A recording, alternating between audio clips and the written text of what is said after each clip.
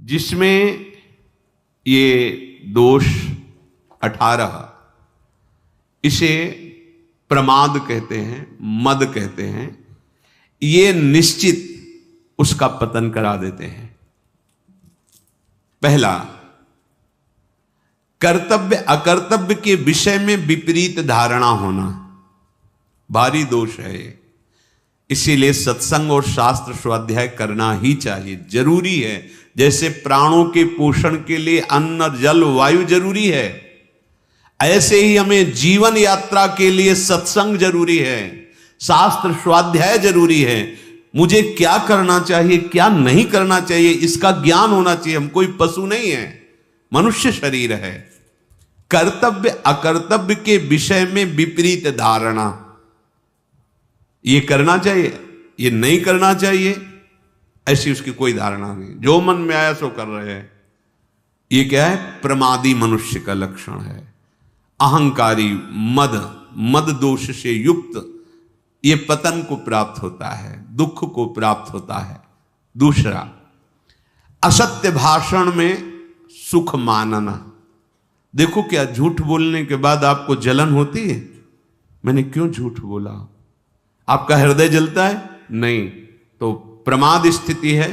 मद रूपी दोष के ये 18 लक्षण बता रहे हैं जो नाश कराते, पतन कराते हैं।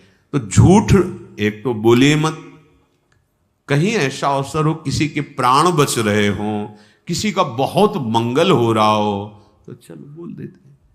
व्यर्थ में केवल झूठे ही लेना, झूठे ही देना, झूठे ही भोजन, झूठ चबेना, व्यर्थ का प्रपंच। झूठ क्यों बोलते हो? झूठ राधा राधा राधा उचित बोलो। कई लोगों का मानना है कि झूठ के बिना व्यापार ही नहीं चलेगा। नहीं नहीं, ऐसा नहीं। आपकी मान्यता है ऐसी, लेकिन ऐसा नहीं है। आपकी मान्यता है, आपने असत को स्वीकार कर लिया, इसलिए ऐसा आपको अनुभव हो रहा है। आप सत्य पे चलिए, उचित मुनाफा लीजिए। सबको ही जानता है व्यापार मुनाफे के लिए किया जाता है, परिवार पोषण उसी से होता है। तो ऐसा नहीं कि उसमें आप झूठ बोलें कि कसम से कहते हैं 120 का लाए हैं, बस आपको कोई मुनाफा नहीं, 120 का दे देंगे। घर के हो आप, ले हो। नहीं नहीं, हम 120, 110, अब इसके नीचे नहीं। अब कहां गई तुम्हारी कसम? अभी बोल रहे बेमतलब झूठ। हम कितने का लाए तुम्हें मतलब नहीं, मैं 120 का देंगे आपको, लेना हो ले, चले जाइए। हमारी दुकान में फिक्स रेट है, अली खत्म। जब लोग जान जाएंगे कि आप सत्य से चलते हो, उचित मुनाफा लेते हो, कोई मोल भाव करने वाले की जरूरत नहीं। थोड़ा ये है कि बेईमानी से 150 रुपया ज्यादा आ जाएंगे, तो जाके लाखों का हिसाब बना देंगे निकलने का। ये भी तो दिमाग में रखो।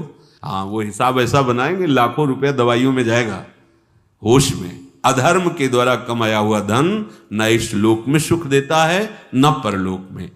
कह रहे हैं कि असत्य भाषण, झूठ बोलना। तीसरा है सबके गुणों में दोष दृष्टि देखना। जहां किसी की बड़ाई सुनी, शुरू हो गए कमी देखना। दोष है जैसे मदिरा पीना, व्यभिचार करना, जुआ खेलना, हिंसा करना, धर्म विरुद्ध आचरण करना, ये दोष है। इनको अपने अंदर से त्यागना है। दूसरा कोई हमारा मित्र है तो उसको सलाह दे देते हैं कि आज सत्संग में सुना है, ऐसे ऐसे दोष नहीं करने चाहिए। पर अपनी क्या वृत्ति होती है कि जो वास्तविक प्रशंसनीय है, सद्गुणी, उनमें भी दोष दर्शन करना, कहीं ना कहीं छिद्र देखना और उसको विस्तार पूर्वक वर्णन करना। जो तीसरा ये पतन का मार्ग का दोष है, सबके गुणों में दोष निकालना। चौथा, हर समय स्त्री विषयक कामना से युक्त रहना। जिधर दृष्टि जाए, जहां भी स्त्री शरीर में, बस गलत भाव से देखना। पांचवा है सदा धनोपार्जन में ही वृत्ति लगाए रखना। धनोपार्जन के लिए शारीरिक सेवा, श्रम आवश्यक है, जो आपको मिला है, लेकिन मन रखो जहां कृपा निधाना। चित्त वृत्ति प्रभु के चरणों में लगाओ। अगर चित्त वृत्ति भी धन के चिंतन में लगी, शरीर भी धन की क्रियाओं में, तो फिर भोग बुद्धि रहेगी, योग बुद्धि तो रहेगी नहीं। तो मनुष्य जीवन का लाभ क्या मिला? और जब केवल धन चिंतन की वृत्ति आती है तो धर्म अंतर्ध्यान हो जाता है। छठवां, भोग इच्छा। रसेंद्री, जनेन्द्री, नेत्रेंद्री, श्रवणेन्द्री, घ्राणेन्द्री, इनका केवल एक ही लक्ष्य, भोगो भोगो। हम भोगों को नहीं भोग रहे, भोग हमें भोग रहे हैं, प्रतिपल हमें नष्ट करते जा रहे हैं। आयु, शक्ति, श्वास सब क्षीण हो रही, समझ में नहीं आ रहा, बस भोग चिंतन नहीं। आवश्यक भोग भोगने हैं, जल, वायु, भोजन, वस्त्र, उत्तम से उत्तम। जो धर्म विरुद्ध भोग हैं उनका त्याग, धर्मयुक्त विषयों का सेवन करते हुए प्रभु की तरफ चलना है। हमारा लक्ष्य प्रभु है। सातवां, क्रोध। हर समय गुस्सा नहीं, शांत रहो, शांत रहने का अभ्यास करो। शोक, कुछ भी नष्ट हुआ, मार अंदर से टूट गए, अब क्या होगा, ऐसा नहीं, प्रभु हैं। आज असफल हुए हैं, कल हम सफल हो जाएंगे। उत्साह नहीं तोड़ना, शोकित नहीं होना। तृष्णा, जो भोग भोग चुके हैं उनकी याद में पुनः भोगों को भोगने की इच्छा। लोभ, अधिक से अधिक और भोग संग्रह हो जाए, संपत्ति हो जाए अधिक से अधिक। चुगली करना, किसी की भी बात सुनकर किसी और को बताना, ये सब पतन के मार्ग है। डाह, किसी के सुख को देख के जलना कि क्या करूं जिससे इसका ये सुख नष्ट हो जाए, ऐसी वृत्ति होती है। ये डाह जो होती है ये बहुत डायन स्वरूप होती है। हिंसा, किसी भी तरह से, वाणी से, शरीर से, संकल्प से किसी की हिंसा करना, दुख पहुंचाना।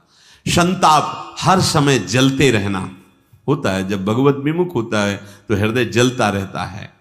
शास्त्र में अविश्वास, शास्त्र की बातों में, ये जो मूढ़ पुरुष हैं, भोगी जन, संसार में आसक्त जन है, वो संत और शास्त्र वाक्यों पर अश्रद्धा करते हैं क्योंकि बुद्धि बहुत मलिन हो गई है। तो शास्त्रों में, संत वाक्यों में अरति और परम कर्तव्य की विस्मृति। परम कर्तव्य भगवत स्मरण, प्रभु को भूला हो। ऐसा जीवन है कि लगा है अमृत तो खा के आए हैं, मरने की तो याद ही नहीं है। बस कमाना, खूब भोग भोगना, बाल बच्चे, बस इतने में सीमित है। अरे भाई, ये तो यात्रा है, लेकिन लक्ष्य कहां है, जाना कहां है तुम्हें? कुछ क्षण के लिए तुम्हें है। ऐसे ही ब्रह्मलोक से देखो तो यहां कुछ क्षण जैसा लगता है। एक बार वो महाराज रैवत, बलराम जी की प्रिया का क्या नाम था, रेवती जी, महाराज रेवत, वो ब्रह्मलोक गए कि ब्रह्मा जी से पूछ लेते, कई राजकुमार देखे थे, उन्हीं से पूछ ले, तुम भाग्य में कौन सा दूल्हा लिखे हो, सीधे बता दो, हम कहां ढूंढे। वहां गए तो वहां नृत्य हो रहा था।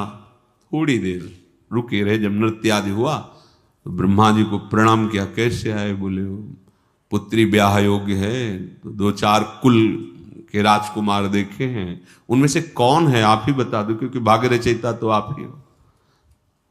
तो उन्होंने नाम बताया कि अमुक अमुक राजकुमारों को। अरे बोले, पता है उनकी कुल परंपरा नष्ट हो गई। बोले क्यों? बोले जितनी देर तुम नृत्य देखे वहां न जाने कितने युग बीत गए यहाँ के। समझो, वहां थोड़ी देर सभा में नृत्य हुआ तो यहां युग के युग बीत गए। तुम्हारा कितना समय, 80 वर्ष, 100 वर्ष। प्रिया प्रीतम भगवत चरणारविंद का चिंतन, भूले हुए कर्तव्य की विस्मृति, परम कर्तव्य की विस्मृति। अधिक बोलने वाला मिथ्या बोलेगा, प्रपंची होगा नहीं। साधक अधिक बोलने वाला बकवादी नहीं होता, गंभीर मुद्रा, मौन सीखते। कभी बोला तो मीठे और धीमे स्वरों में कुछ शब्द। ये जो उद्दंडता पूर्वक वाणी को व्यर्थ करते रहते हैं वो साधक नहीं होते हैं। हास परिहास और ऐसे उद्दंड नहीं, गंभीर।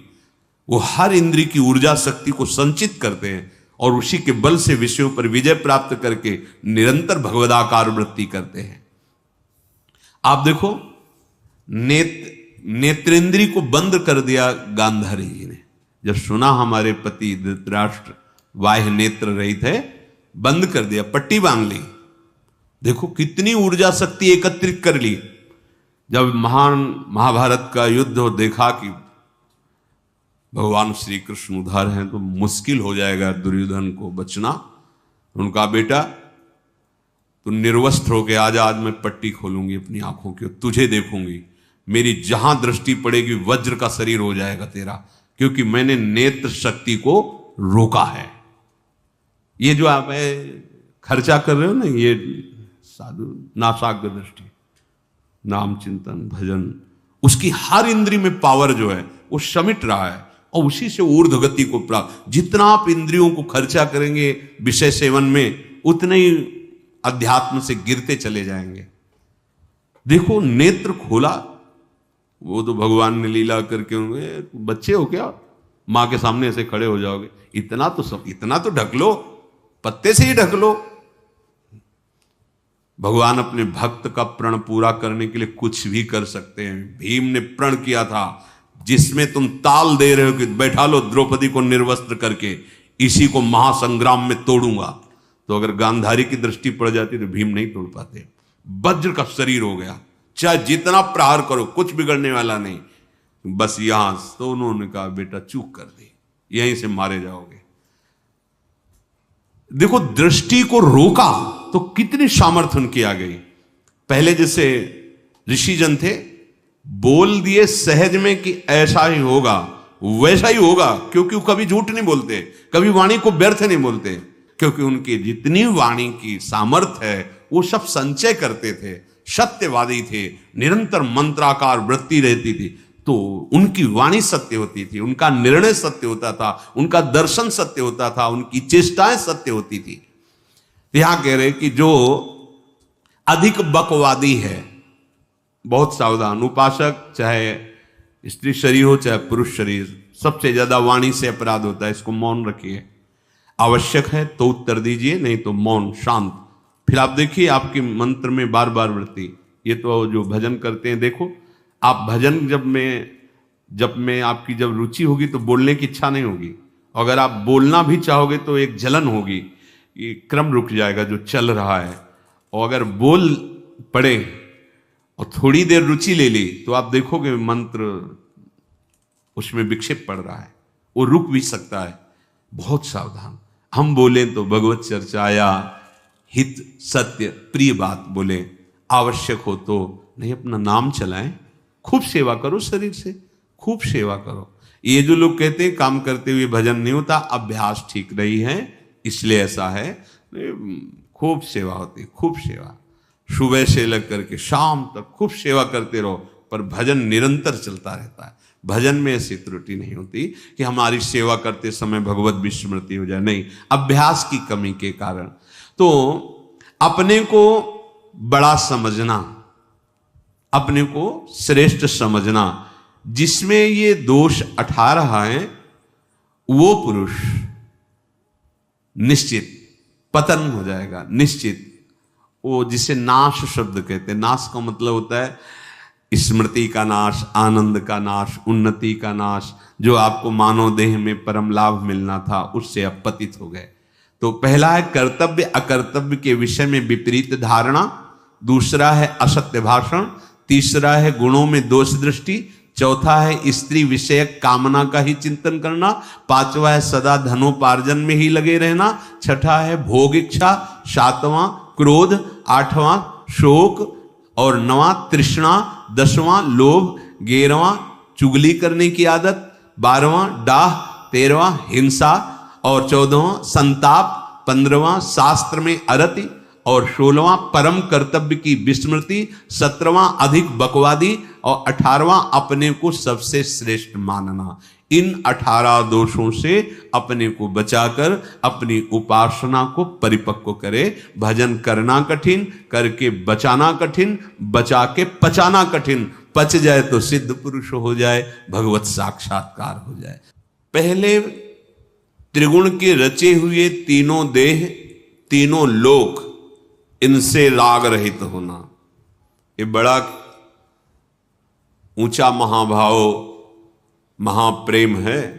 रसम राधायामा भजत किल भावम ब्रजमणौ, ये बहुत दिव्य भाव है।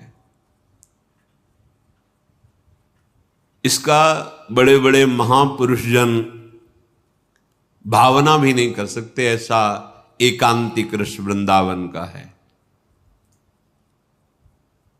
वैकुंठाधिपति भगवान नारायण, उनके पार्षदों का अपार वैभव सुख यहां के सखा भाव वालों को भी नहीं रुचता है।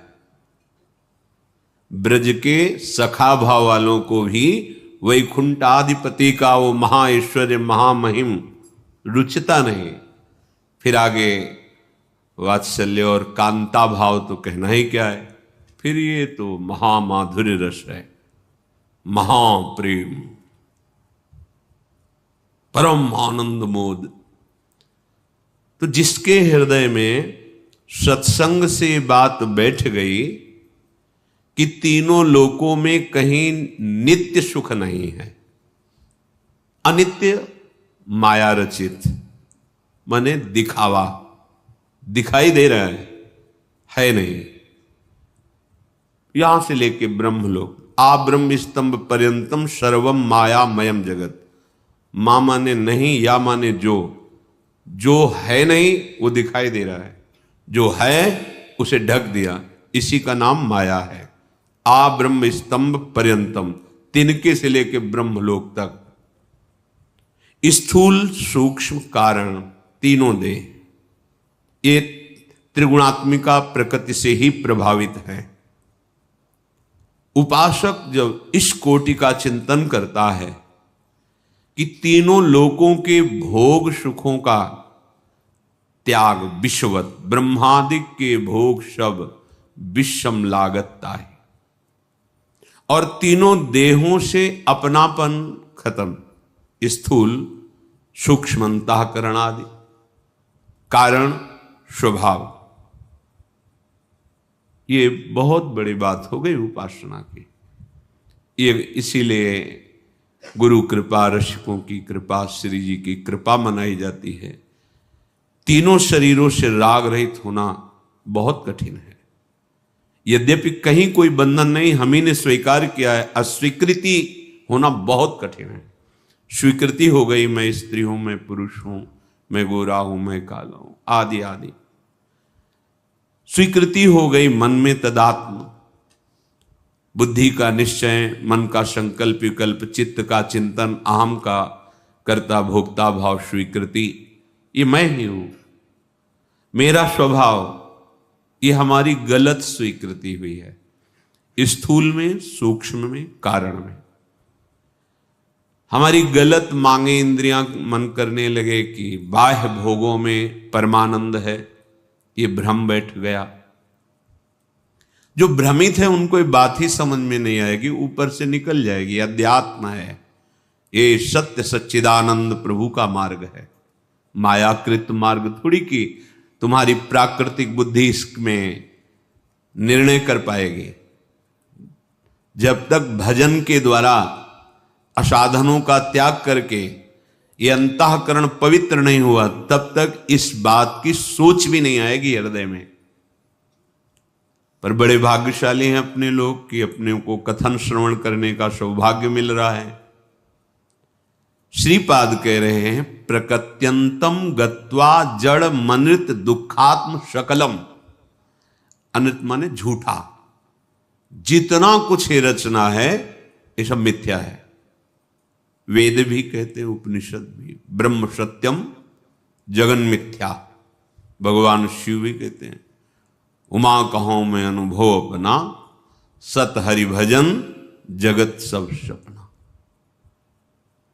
ये अनृतम झूठा है। कहां लग रहा है अपने को झूठा है? स्वप्न कहीं झूठा लगता है स्वप्न देखने वाले को, जगने वाले को झूठा लगता है। जो जग गया तब उसे मिथ्या लगता है।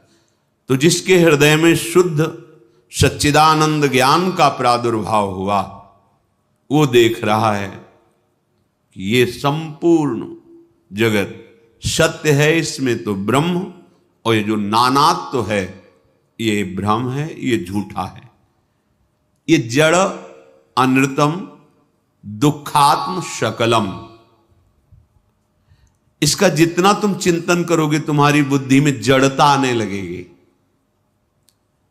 प्रभु के नाम का, प्रभु के रूप का, लीलाओं का, गुण का, धाम का चिंतन करोगे, दिव्यता आने लगे। नाम जपत आई सब सोई, देव सुबुद्धि कृपा करि मोहि।